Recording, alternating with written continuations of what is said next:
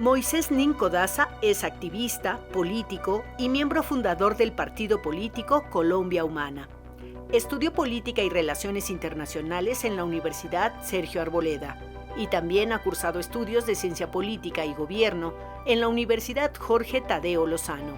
Ha colaborado con medios digitales como Liber, El Ecléctico Colombia, Cuarto de Hora y ha participado en diversos movimientos sociales e iniciativas ciudadanas, como Píldora para la Memoria, el Movimiento Progresista y sus Juventudes, Los Emputados, La Vía Propia y Contra la Rosca. Fue impulsor de las juventudes de la campaña presidencial de Gustavo Petro, Jóvenes con Petro, y de las juventudes del movimiento Colombia Humana, Juventud Humana. También ha colaborado en las unidades de trabajo legislativo de los senadores Gustavo Bolívar Moreno y Antonio Navarro Wolf. Actualmente es el embajador extraordinario y plenipotenciario de la República de Colombia ante los Estados Unidos mexicanos. Pues aquí estamos con el embajador Moisés Ninco. Bienvenido, estimadísimo Moisés. Un privilegio, de veras, es un símbolo de los nuevos tiempos. El gobierno progresista de izquierda, Gustavo Petro, decide mandar a México como su representante a un joven que ha participado en las luchas estudiantiles, sociales, políticos de los últimos años en Colombia. De veras un privilegio, Moisés. Bienvenido. Estás aquí en la máxima casa de estudios, la UNAM. Muchísimas gracias por la invitación. Es para nosotros un honor poder compartir nuestra experiencia, nuestras perspectivas en este eje vertebral de la nación mexicana que forma generaciones que hoy también están haciendo posible nuevas realidades y nuevos límites para este mundo que necesitamos transformar. México y Colombia somos pueblos hermanos, ¿no? Estamos con un proceso político similar, Andrés Manuel López Obrador, Gustavo Petro. Tú mismo tienes una trayectoria, bueno, eres joven, pero ya larga de militancia. Y hay una organización que tú fundaste cuando eres estudiante que me llama mucho la atención del nombre, que se llama La Píldora de la Memoria. Así es, Píldora para la Memoria. Píldora para la Memoria, en que empezabas a organizar estudiantes en una universidad que no era precisamente de izquierda, más bien era más conservadora, ¿no? Algo equivalente aquí como el ITAM quizás, ¿no? Pero empezabas a generar conciencia desde muy joven. ¿Cómo ves la juventud hoy en Colombia y de dónde nace esta inquietud tuya por concientizar? Pues precisamente siempre genera cierto revuelo cuando se transgreden los límites que lo posible nos ha impuesto históricamente. Por eso muchas personas se preguntan cómo un joven pudo llegar a ser embajador, porque hay un poco una equivalencia social entre ser joven y ser inexperto, pero justamente contar que este tipo de ejercicios, como poder desarrollar una organización estudiantil en una universidad históricamente conservadora como la Universidad Sergio Arboleda en Colombia, que también su nombre hace honra, digamos, a una persona que fue esclavista en el escenario colombiano, tiene que ver con esta irrupción de los nuevos tiempos y esta politización cada vez mayor de la juventud colombiana, porque precisamente luego de una larga noche neoliberal, y en un proceso histórico que no es solamente la epítome de lo que vivimos en el 2022, que es la victoria en las urnas, que es la victoria para que el presidente Petro pudiera llegar, se trata de todo un acumulado de luchas en la cual los últimos 15 y 10 años más o menos, pues ha habido un proceso particular. Nosotras y nosotros hicimos parte de ese proceso, claro, desde un ámbito estudiantil, en ese escenario de Píldora para la Memoria, nadábamos contra la corriente porque precisamente en este escenario muy conservador habían palabras y habían temas que no se podían tocar, que no se podía, digamos, hablar para los poderosos. Hicimos por primera vez, incluso en la universidad, un foro donde debatíamos sobre las perspectivas alrededor de la Revolución Bolivariana, incluyendo una perspectiva que apoyaba la Revolución Bolivariana.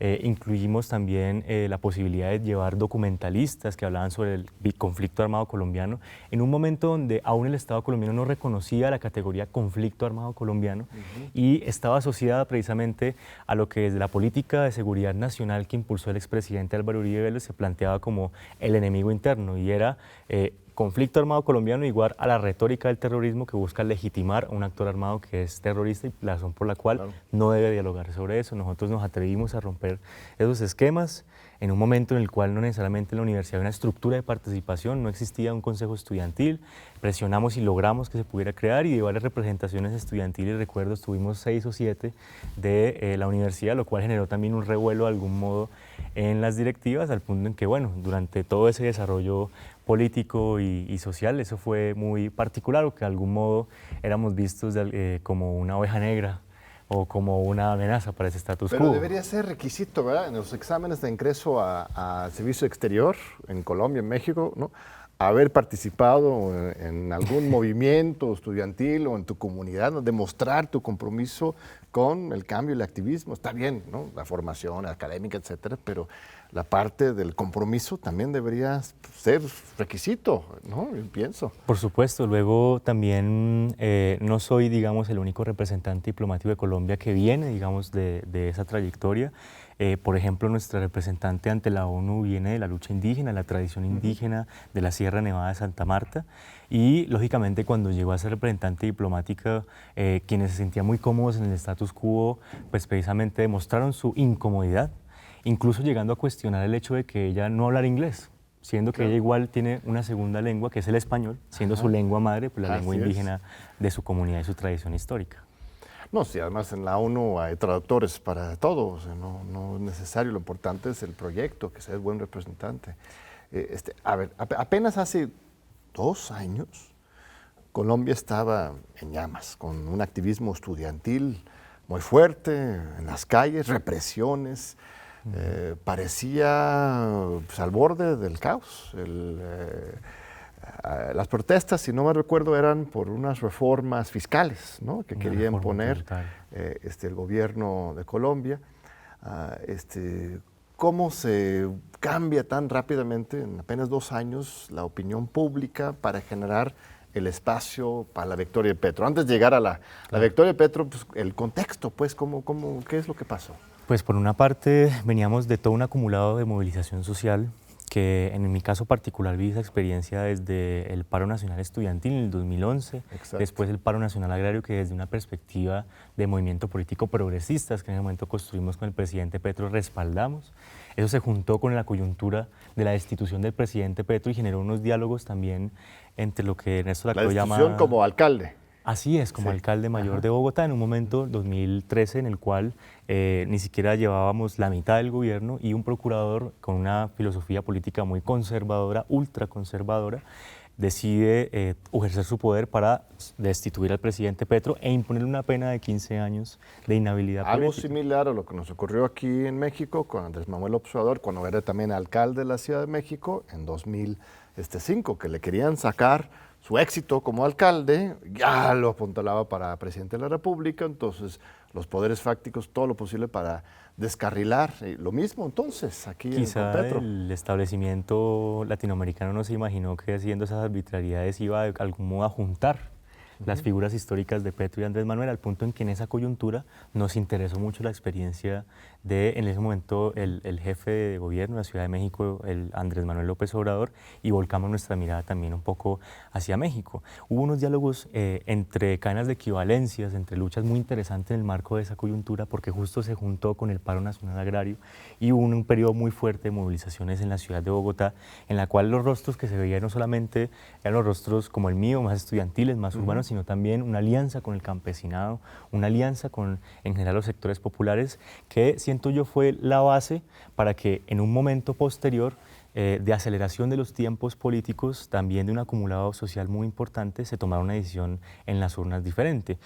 A mí me gustaría poder también significar el hecho de que antes de que se diera la victoria electoral y que estuviera todo este caldo de cultivo para la movilización y demás, nos llega también la pandemia. El estallido social que se reseña usualmente que empieza en el 2021, en realidad empieza en el 2019, el 25 de noviembre.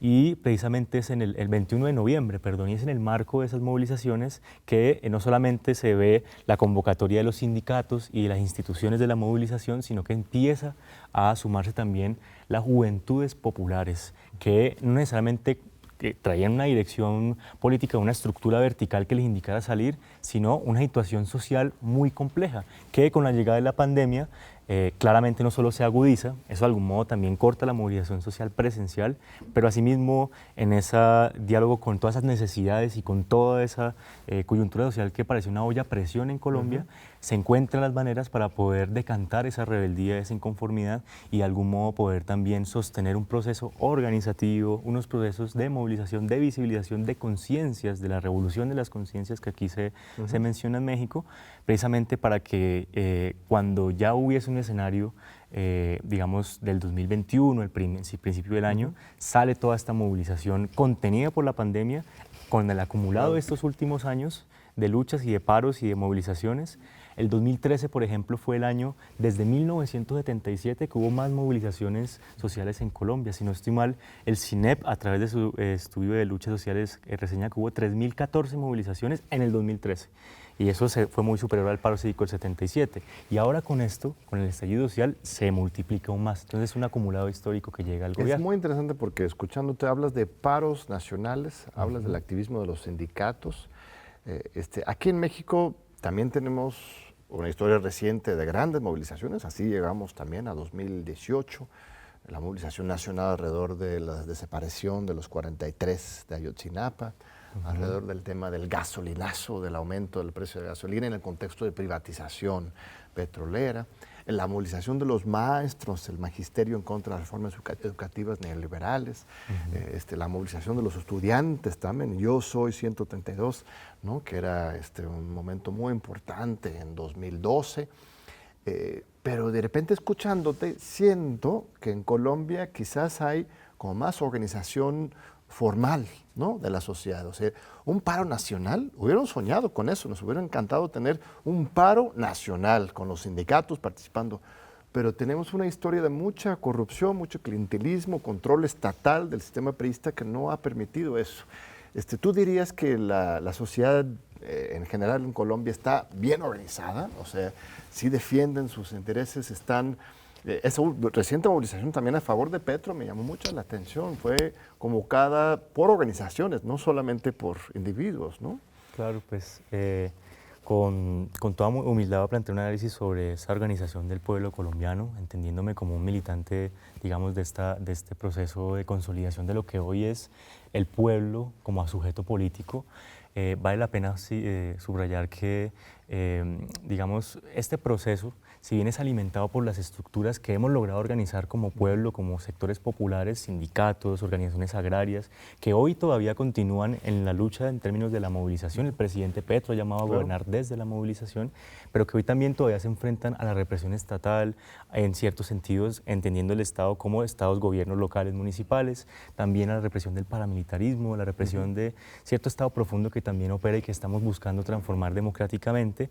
Y en ese entendido, esa organización ha sido vital, pero también hay un fuerte componente de espontaneidad o un componente también de un montón de ciudadanas y ciudadanos que deciden ante una situación opresiva que ya aqueja y casi que pone hasta el cuello la situación de un ciudadano de a pie en Colombia para salir a movilizarse. Entonces, esa inconformidad no se hubiera decantado un estallido social, en un paro nacional o en varios paros nacionales si no hubiera habido organización. Claro. Pero solamente con la organización no nos alcanzaba para poder generar un escenario de alteración de la normalidad, que en ese momento la normalidad significaba hambre, significaba represión, significaba antidemocracia. Y en ese entendido, pues nuestro atrevido intento de transformar esa normalidad es una conjunción entre las fuerzas organizadas en Colombia, que existen, campesinas, indígenas, con tradiciones históricas de décadas y de siglos de lucha, con también un pueblo que sintió la inconformidad propia de sentir en sus propias vidas, ver cómo se ahoga la posibilidad de una esperanza, un proyecto de vida, ¿no? Se conjuntan este gran pacto histórico, así se llama la coalición. Son varios partidos, ¿no? Que están dentro del pacto histórico. Porque eso también es diferente. El caso mexicano estamos tan acostumbrados al gran partido, pero aquí ¿cuántos partidos son parte del pacto histórico? En un principio éramos 6. 6. Y ahora, con esta también erupción democrática en Colombia, el Consejo Nacional Electoral ha reconocido personería jurídica a más organizaciones que hacen parte del pacto histórico. Pero en un principio éramos 6 partidos, movimientos, el Movimiento Alternativo Indígena y Social, la Unión Patriótica, estaba en su momento un ala del Partido Verde, el Polo Democrático Alternativo. Supongo que su Partido Verde, ustedes sí es verde, así ambientalista, no como de etiqueta que luego... Nos acompañó, digamos, un muy buen sector de ese Partido Verde en nuestra lucha y aún nos acompaña.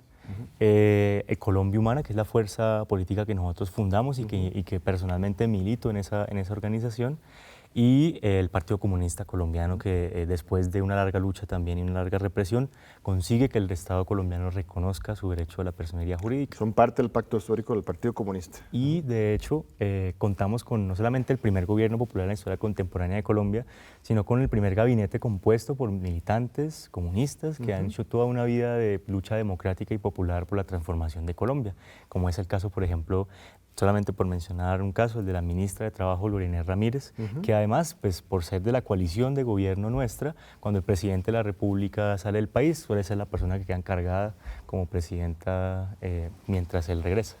Mira, qué importante. Y luego está la coalición de Francia, que es, bueno, parte del mismo pacto histórico, pero su partido de ella es el Soy porque Somos, es así se llama el partido.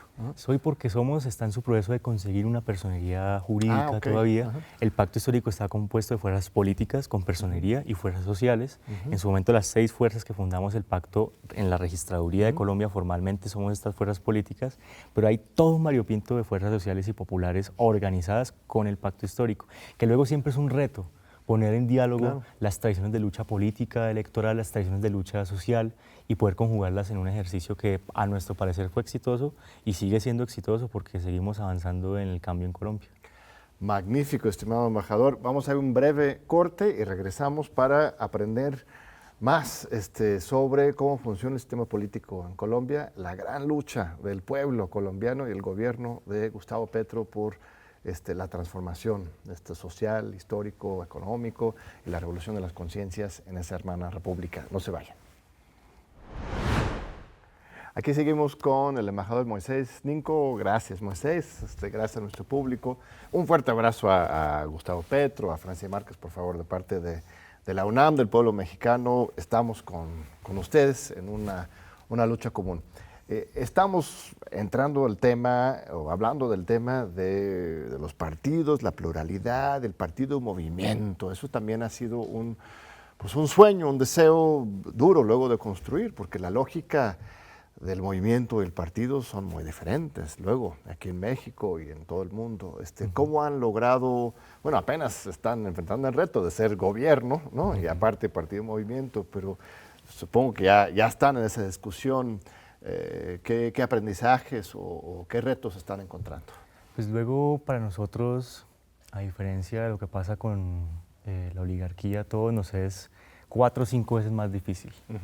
Entonces en Colombia hay una configuración de partidos que después de una gran inclusión de la Constitución del 91, donde hubo un registro muy grande de partidos, se hicieron 2 reformas políticas para cerrar el sistema y en ese entendido se consolidaron unas fuerzas políticas muy concretas, sobre todo guiadas hacia la derecha.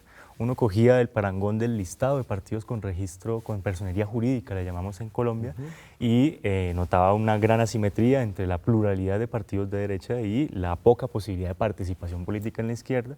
En el 2018 nosotros habíamos salido de la alcaldía, digamos, de Mayor de Bogotá como movimiento progresistas del gobierno y un poco estábamos en un escenario pensándonos qué hacer ahora, porque estábamos de algún modo con este grupo significativo de ciudadanos progresistas que recogimos firmas, pero no teníamos registro, entonces era un momento, un tema muy temporal, muy momentáneo, se agotaba después de las elecciones y pensábamos, ahora queremos pasar de la Bogotá humana a la Colombia humana.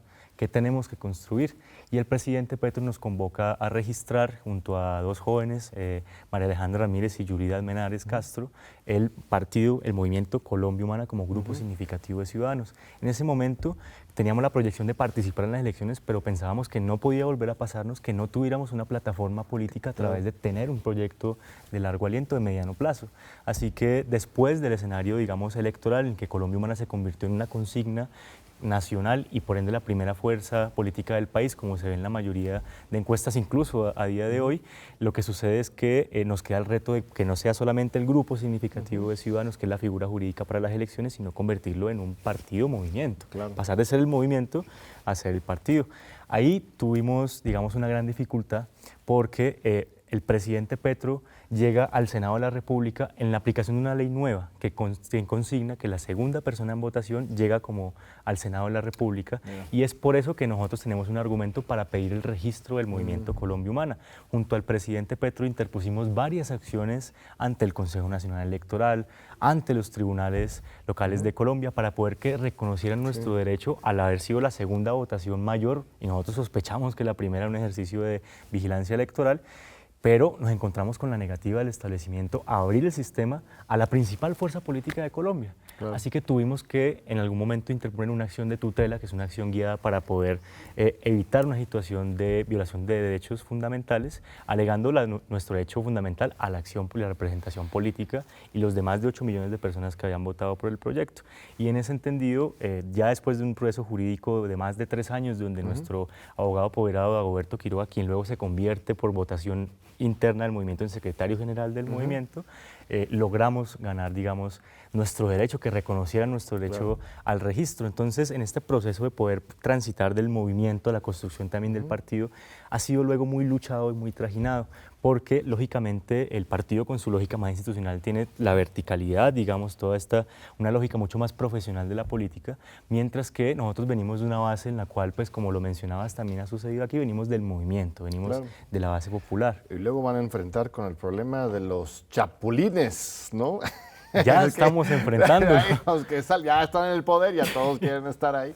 Eso es el reto nuestro ahora con la 4T, que, pues, los que eran antes los adversarios más agresivos, ahora se hacen los grandes amigos y piden sus cargos y quién sabe qué. Y obviamente hay que sea abierto, pero pues, hay que mantener ese rumbo. También es un reto fuerte. A ver, quiero llegar a la victoria del gobierno de Gustavo Petro, pero nada más otro elemento de contexto muy importante es que es el proceso de paz, ¿no? Creo que tenemos que sentarlo ahí porque la gente igual sabe, ha escuchado. Sabemos que hace unos años hubo un referéndum fallido, ¿no? En que Uribe logró que no se votara a favor de este acuerdo de paz que ya se había firmado. Recientemente ya hay un proceso de paz que ha estado encabezando el gobierno de Petro, de Francia. ¿Cómo estamos hoy con eso? Ya está desmovilizado totalmente el levantamiento armado, las guardias blancas, también los llaman así, ¿no? Guardias blancas, los paramilitares, pues, los paramilitares, ¿no? De parte de los oligarcas. ¿Ya estamos saliendo de esa situación de conflicto? Nosotros tenemos noticias positivas para el mundo y por eso Colombia se constituye hoy como una esperanza. No solamente poder sobrellevar el hecho de que hubiese una desvinculación muy fuerte entre el desarrollo de los acuerdos de paz del 2016 con una sociedad que no salió a votar, porque en el 2016 se presentó la mayor abstención desde la primera vuelta de 1994, elección presidencial, una abstención de más del 62% en Colombia en el plebiscito. Entonces nuestra lectura política es que no necesariamente ese ejercicio fue un ejercicio convocante a la ciudadanía y por eso llamamos hoy a un ejercicio que nosotros denominamos la paz total, que no es la paz solamente con un actor armado, insurgente, puntual, un ejercicio también, digamos, particular con esa guerrilla, sino un ejercicio ya de la sociedad en su conjunto.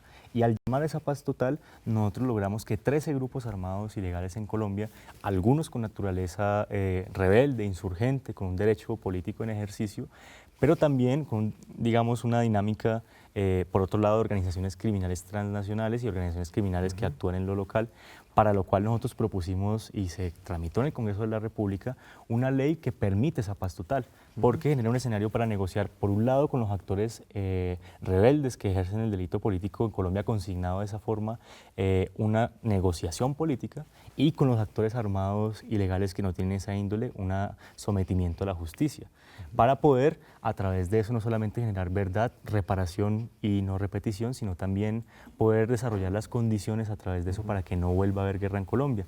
Hoy en día, el acuerdo y la mesa de diálogos con el ELN avanza al punto en que ya se hizo público el cese bilateral de los fuegos en La Habana. Digamos que ya hay unas condiciones mucho más avanzadas respecto a lo que hace 6 años había iniciado la mesa de diálogos con el ELN y eso nos parece muy positivo. También hemos logrado ceses parciales con otras organizaciones, se han logrado negociaciones urbanas entre actores armados que históricamente fueron irreconciliables en muchas ciudades del país y eso son noticias positivas para nosotras y nosotros respecto a la paz total. Sin embargo, aún está el desafío y el reto de poder garantizar que eso se traduzca en un cese del uso de las armas en la política y en la vida social en Colombia. Esa es la tarea. ¿Se tiene que someter a otro referéndum estos nuevos acuerdos? No. ¿O eso era algo especial, ¿no? Que el mismo gobierno condicionaba un poco saboteando el proceso, ¿no? Eso fue en el 2016 y fue una perspectiva que quizá en la lectura de muchos y el presidente Petro ha compartido de alguna manera fue muy corta, porque nosotros incluso en ese momento llamábamos en la campaña del referendo, del plebiscito, a convocar una constituyente, porque nosotros decíamos el acuerdo de paz no es entre una guerrilla y el Estado, es entre la sociedad en su diversidad ¿sí? y los actores que históricamente han ejercido también la violencia. Y luego a partir de eso es que nosotros hoy en día tenemos la certeza de que el mecanismo a través del cual se refrendan esos acuerdos, pero además se proyecta la nueva sociedad, no es un plebiscito. Y en los acuerdos de México, de la delegación del Gobierno Nacional y el ELN se consigna claramente la participación de la ciudadanía a través de mecanismos mucho más amplios, porque en nuestro balance social, el ejercicio del plebiscito pudo haber favorecido que algunos se ganaran el Nobel, pero no necesariamente la paz en Colombia. Claro. A ver, el gobierno tiene ni siquiera un año, entró en noviembre del año pasado, ¿correcto? Sí, agosto del año pasado. Son unos 10 meses. ¿Cuáles son los logros más importantes que se han logrado en este primer periodo? Pues en una primera instancia nosotras y nosotros hemos logrado un nivel de cumplimiento del punto 1 del acuerdo de paz que consigna la reforma rural integral de una manera que no se había comprometido incluso el Estado a pesar de firmar un acuerdo a realizar. Nos encontramos que el Estado colombiano tenía toda una serie de instituciones para el cumplimiento de los acuerdos de paz, pero había un índice de cumplimiento de los acuerdos muy bajo. Entonces nos pusimos en la tarea de hacer esta reforma rural integral, se propuso desde la campaña electoral. Esto implica, a ver, reforma rural, agrario, ¿esto implica reparto de tierras? Así es, así es. ¿A quiénes, dónde, cuánto, cómo? Ya aproximadamente 900.000 títulos se gestionaron para poder ser entregados a, sobre todo, las mujeres campesinas, de los cuales se han entregado alrededor de 15.300 títulos. Tenemos que recordar para el pueblo mexicano que nosotros tuvimos alguien que se llama Lázaro Cárdenas, la Revolución Mexicana, que repartió la mitad de las tierras fértiles del país, se creó el ejido, se hizo una reforma agraria profunda, revolucionaria, que luego fue traicionada, y lo siguen traicionando diferentes grandes empresarios, etcétera, pero tuvimos eso en Colombia. El político que propuso eso, ¿no? Jorge Eliezer Gaitán, y en ese momento, ¿en qué año fue? 1948. 48, fue su última campaña electoral. Un poco después de Cárdenas, lo asesinaron. Entonces no hubo esa reforma agraria y ahorita lo están haciendo. Así es, y eso que no solamente ha sido una consigna del movimiento popular, sino que incluso desde los partidos tradicionales hubo figuras como Alfonso López Pumarejo también, el Partido Liberal, que propusieron lo que ellos llamaron la revolución en marcha, la reforma agraria, pero esa es, digamos que una de las heridas, y quizá la herida profunda que también de algún modo motiva el conflicto armado colombiano, la lucha por la tierra, la perspectiva para poder cumplir los acuerdos, para poder generar la paz total y generar justicia social, que es el nombre real de fondo, digamos, de la paz, hacer esta distribución de la tierra y poder generar una mayor igualdad en la tenencia de la tierra es fundamental. Y no solamente igualdad en términos de que haya más títulos en manos de más personas, sino también, por ejemplo, que haya una titulación a las mujeres campesinas que desarrollan un trabajo de cuidado pues, fundamental para la actividad de la vida campesina, ¿no? También, por ejemplo, podemos decir con mucho orgullo que hoy la Sociedad de Activos Especiales del Gobierno, que es la entidad que administra los bienes confiscados al narcotráfico, está redistribuyendo también esos bienes a la población, ha hecho parcialmente esta reforma agraria entregando títulos y hectáreas de tierra de antiguos narcotraficantes, antiguos oligarcas a campesinado y además de eso ha logrado incluso poder proveer la infraestructura a partir de eso, de que, por ejemplo, Drogas La Rebaja era una empresa que tuvo una vinculación con el narcotráfico, la SAE tomó administración de eso y hoy a través de Droga a la Rebaja el presidente Petro anuncia que se va a hacer el tema de la distribución de vacunas y medicamentos del Estado. Entonces con todas las sedes de Droga a la Rebaja se va a hacer esa distribución. También es importante la reforma tributaria que nosotros logramos.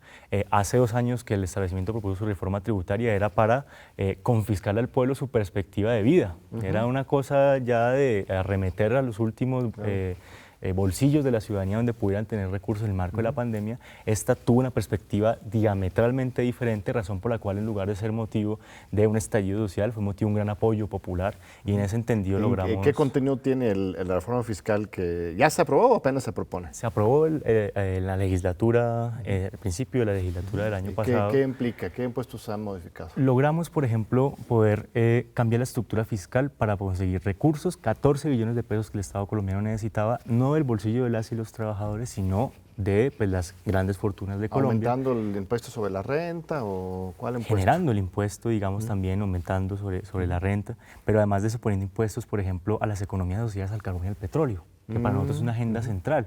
Poder cómo a través de esta grabación tributaria redistribuir para generar más justicia social. Claro. La transición energética con un enfoque de justicia social, no solamente lo que llaman el greenwashing, por así decirlo. Claro. Y cómo cambiar la estructura tributaria del país en relación a que hubiera un mayor recaudo a las grandes fortunas. Eso fue el mayor éxito. ¿Hay un nuevo impuesto sobre las herencias, por ejemplo?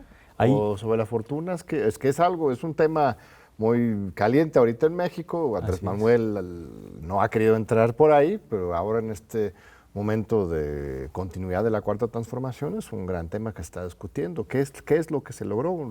Cambiar esa estructura de recaudación y poder que se hubiera una mayor recaudación desde los bolsillos de los más afortunados y las más afortunadas, castigar también la evasión y la elusión fiscal. Bueno, claro. Porque era, digamos, uno de los grandes motores de la inequidad en Colombia y a través de esa reforma tributaria y una ley de financiamiento complementaria logramos conseguir los recursos para financiar un Plan Nacional de Desarrollo, que es otro de los grandes logros del gobierno nacional, que hoy por fin Colombia cuenta con una planeación que no fue solamente pensada en una oficina, en un palacio o en una casa en Bogotá, sino que más de 34.000 personas en todo el país participaron en un ejercicio colaborativo de diseño de la planeación de un gobierno de cambio, y eso permitió no solamente identificar los proyectos prioritarios en cada territorio, sino también priorizarlos en una perspectiva de la comunidad, del poder popular. Y en ese entendido, ese Plan Nacional de Desarrollo también consigna herramientas muy importantes para, por ejemplo, reactivar las vías férreas del país. Por ejemplo, lograr la industrialización del campo con un enfoque de transición energética, como por ejemplo lo que es avanzar hacia la gratuidad, el avance a la garantía del derecho a la educación y sobre todo también el acceso a la educación superior básica y media en Colombia, que es también uno de los grandes conflictos históricos. El Plan Nacional de Desarrollo en Ruta a Colombia en una perspectiva de cambio, y uno de los grandes logros de este periodo es que logramos proyectarlo en el Congreso de la República, ser aprobado, y a día de hoy se están discutiendo las adiciones presupuestales que a través del recaudo que se generó gracias a la reforma tributaria generan nuevos rubros y una adición a los rubros de educación, de cultura, de salud, que son inéditos en nuestra historia. Hoy por primera vez el sector defensa, que es importante para nosotras y nosotros de una perspectiva de seguridad humana, se ve complementado en su rubro por una participación protagónica del sector cultura, del sector educación, del sector salud, y no solamente el servicio de la deuda, que era lo que más ocupaba nuestro presupuesto nacional. Hoy, aparte, digamos, de eso que estamos buscando cambiar a nivel internacional, logramos contar con una prioridad que, tal como lo planteamos en las marchas, salud, educación, los derechos fundamentales, son en este momento el faro del Plan Nacional de Desarrollo. Pues suena maravilloso, como un momento de transformación hacia la izquierda, hacia el pueblo, pero también hay una reacción. A cada acción hay una contraacción, ¿no? Una reacción. Y ahora, después del corte, vamos a examinar también la respuesta de las fuerzas conservadoras a estos avances del gobierno de Gustavo Petro y Francia Márquez. No se vayan. Aquí seguimos hablando sobre Colombia.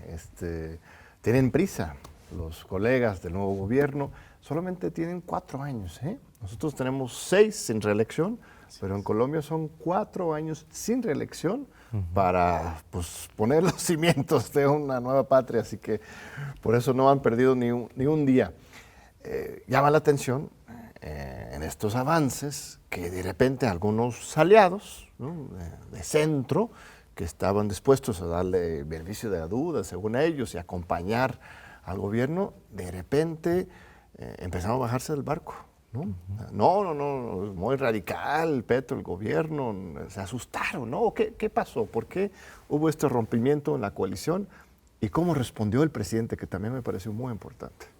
Hay que decir que nosotros y nosotras llamamos a un pacto histórico que comprendía no solamente la necesidad de poder sobre la mesa en la perspectiva del movimiento social y popular de la izquierda democrática en Colombia, sino que, como su nombre lo indica, era una convocatoria al país nacional, el país político en su enorme diversidad. Y el presidente Petro siempre fue muy enfático en que su proyecto político, en que el proyecto de gobierno que hoy representamos también, precisamente se trataba de poder concitar esas visiones para desarrollar un acuerdo común, para poder desarrollar lo que en Colombia ha faltado históricamente, que es un consenso conflictual, un acuerdo en el cual no solamente hay una constitución escrita, sino también viva en la presente en la cotidianidad de las y los colombianos. Resulta que en la campaña electoral logramos también que muchos sectores, incluso de la política tradicional, reconocieran la importancia de un cambio. Obviamente la fuerza motor de esa posibilidad es el poder popular, es la organización social, la movilización, y es a partir de eso, del estallido social y todos estos procesos, que el establecimiento tiene que reconocer que la necesidad de un cambio es inminente. Y en ese entendido se vuelcan a sentarse con el presidente Petro, se vuelcan a poder generar algún tipo de visión común alrededor del cambio, porque nunca se ha escrutado la necesidad del cambio, si la manera en que colectivamente vamos a caminar hacia allá. Y luego de la campaña electoral, claramente en la conformación del gobierno, esa posibilidad de pluralidad en la coalición también genera un escenario de pluralidad en la composición del gobierno, en el cual incluso cuando empezamos a tramitar las reformas que empezaban ya a modificar la correlación de fuerzas del poder económico, del poder político, del poder financiero, entre otros, empieza a verse como esos apoyos políticos que se habían dado desde una perspectiva electoral, que desde una perspectiva de espacios en el Estado eran muy atractivos, pero ya cuando se empieza a hablar de la reforma laboral para poder garantizar los derechos de las y los trabajadores, ahí sí no gusta tanto. Cuando empezamos a hablar sobre la reforma pensional para poder que hay una expectativa y una realidad de tener una pensión en Colombia, porque para muchas y muchos, y sobre todo jóvenes, con el régimen actual es una ilusión completamente tener una pensión bajo el régimen neoliberal, o la reforma a la salud para que las y los colombianos pasemos de ser tratados como clientes a ser pasados a tratados como... Está muy privatizado el sistema de salud, supongo. Por supuesto, ha sido desmontado, y la salud pública en Colombia, la red pública hospitalaria tiene una deuda multimillonaria, cuya responsabilidad es principalmente de las operadoras privadas del servicio, que en esta reforma se ven, digamos, de algún modo reguladas en la perspectiva de revitalizar la salud pública e introducir un enfoque de atención primaria en salud. Entonces, el momento en que empezamos a hablar de esos temas, ya no empezó a ser tan atractivo estar hablando del cambio, estar cerca del presidente Petro, y muchos deciden reversar su apoyo político. Muchos deciden empezar a oponerse públicamente al gobierno, e incluso hubo tensiones también dentro del mismo gobierno nacional. Te iba a decir, porque incluso Petro había abierto el gabinete para incorporar a estos líderes, y dentro del gobierno empezaban a estar en contra del gobierno, ¿no? Así es, y es razón por la cual el presidente Petro toma la decisión, en lealtad con el cambio, para desarrollar el proyecto de hacer una transformación en el gabinete, con la cual también entran muchas personas que han hecho parte históricamente de este proceso político, de una experticia técnica y profesional muy importante en las áreas que están dirigiendo. Se reconfigura el gabinete con un perfil más de izquierda, más de su proyecto histórico de Gustavo Petro, y llama a la movilización, ¿no? A que le acompañe el pueblo, ¿no? Precisamente nosotros lo conversamos mucho con la colombianidad. A diferencia de un gobierno tradicional, cuya fuerza motora es el clientelismo, aquí llaman los moches, claro, ¿no? El influyentismo que llaman. En Colombia nosotros tenemos la perspectiva de que un gobierno que ya no es tradicional, sino un gobierno popular, su fuerza motor es el poder popular, claro, es la movilización, la organización social. Y es por eso, por ejemplo, que para la construcción de la reforma a la Ley 30, que modifica, es una reforma a la educación superior en Colombia, el presidente Petro llama a asambleas estudiantiles en todo el país para poder construir la reforma. Es por eso que, ante la posibilidad de un golpe blando, la perspectiva también es llamar la movilización para ejercer el poder popular, también para poder respaldar las reformas en el Congreso, porque nosotros tenemos muy claro que tanto No nos alcanza con la diplomacia de los diplomáticos tradicionales ni nos alcanza con la política de los políticos tradicionales para transformar el país y salvaguardar la vida en la región y en el planeta. Entonces, en ese sentido, tenemos muy claro que el motor, digamos que la principal fuerza de nuestro gobierno es la organización y la movilización social. Mencionaste el golpe blando. Así es. El fiscal general de la Nación en Colombia fue nombrado por el viejo régimen, ha tenido un posicionamiento confrontacional con este gobierno, está buscando tumbar o más bien no electoralmente, sino legalmente a este gobierno electo en las urnas. ¿Hay una trama que ustedes perciben o son nada más declaraciones? Pues hay acciones en diferentes frentes que nos generan esta alerta del golpe blando, que para nosotros es una estrategia en ejecución. Por un lado, por ejemplo, vemos a un fiscal general de la Nación que sale a medios de comunicación a pedirle a la fuerza pública que desobedezca al presidente de la República. Abiertamente. Abiertamente en medios nacionales. Vemos también a un fiscal general de la Nación que se niega a implementar una ley de la República, que esta es la ley de paz total, que permitiría eventualmente la designación, por ejemplo, de voceros y voceras de paz entre todos los presos políticos del estallido social para generar un proceso de justicia transicional que permitiera también la libertad para estos presos y presas. La verdad sobre el estallido se negó, digamos, rotundamente a eso. Vemos a su vez a una Procuraduría que está tomando determinaciones que contravienen el artículo 23 de la Carta Americana de Derechos Humanos, suspendiendo derechos políticos cuando no tienen la facultad de acuerdo al sistema interamericano, y una sentencia de la Corte Constitucional en Colombia. Y vemos también, digamos, cómo hay una operación tortuga de algún modo en muchas entidades del Estado donde el presidente de la República o muchos directivos se da la orientación de que la línea es una, que el Plan Nacional de Desarrollo, el compromiso con el pueblo es una, pero en su desarrollo, digamos, se va perdiendo.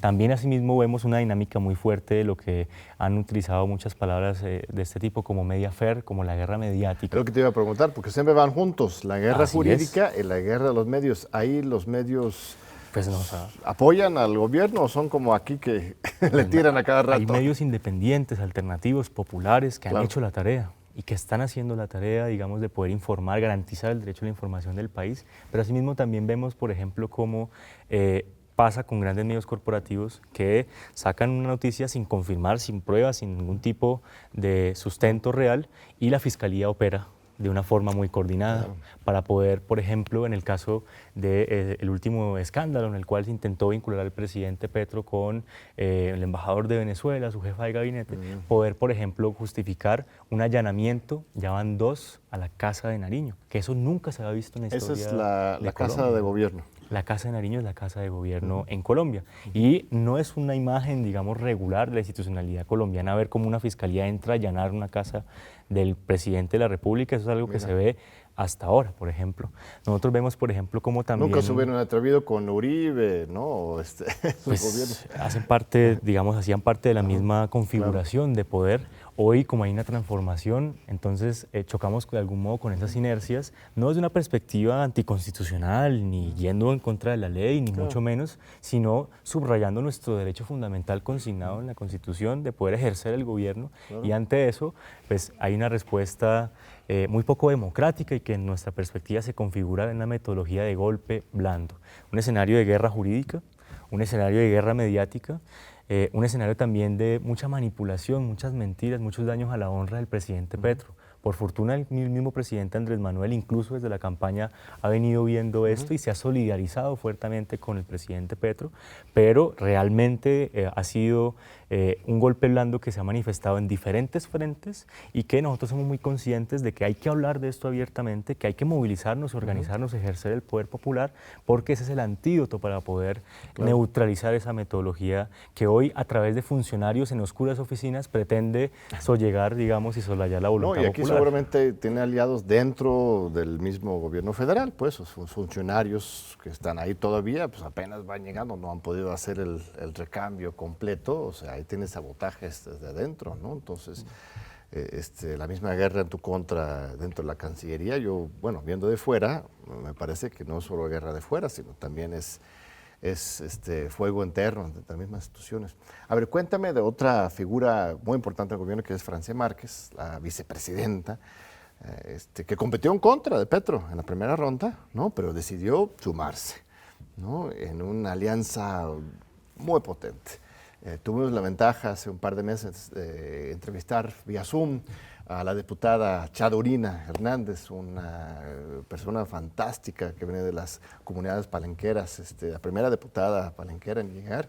Estaban a punto de hacer un viaje a África, ella con Francia.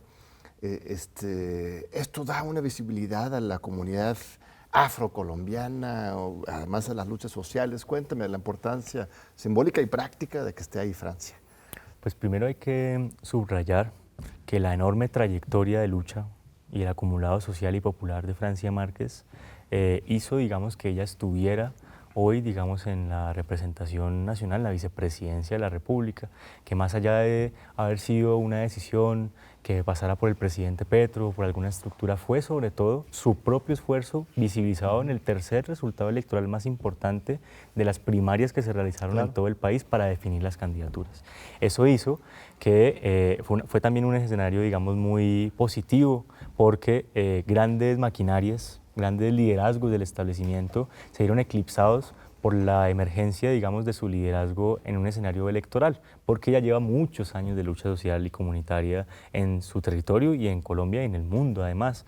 Y en ese entendido, esta irrupción de ella como figura es también, digamos, la emergencia de lo que es el movimiento social y popular colombiano, demuestra precisamente eso y ha garantizado también que en el gobierno luego también haya no solamente una participación, sino que compongan de manera vertebral el gobierno comunidades afrodescendientes, comunidades indígenas, tradiciones de lucha histórica que muchas veces desde las izquierdas más urbanas, más blancas, más de clase media, no se integran ni se comprende y que históricamente también ha hecho eso parte de nuestra herida nacional, el hecho de cómo se incorporaron y cómo fue el tratamiento durante la independencia del Ejército Libertador con las comunidades afrodescendientes y cómo las comunidades indígenas. Hay un nuevo intento por generar una relación diferente y eso hace precisamente que con su acumulado histórico y su lucha llegue a la vicepresidencia de la República. Hoy en día no solamente tiene unas funciones estratégicas asignadas al ejercicio del gobierno, tales como por ejemplo la interlocución en el mundo diplomático para llevar a cabo la agenda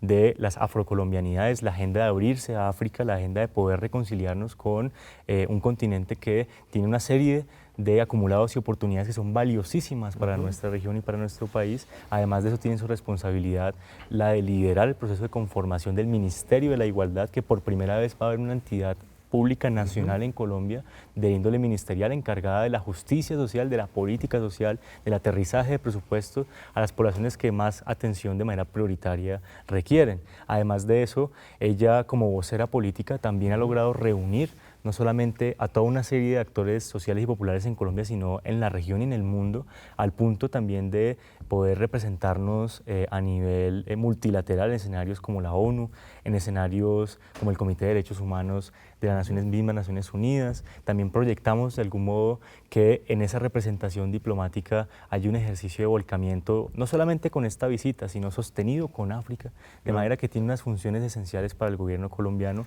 y representa asimismo esta gran transformación que se ve también con la llegada de una vicepresidenta como Francia.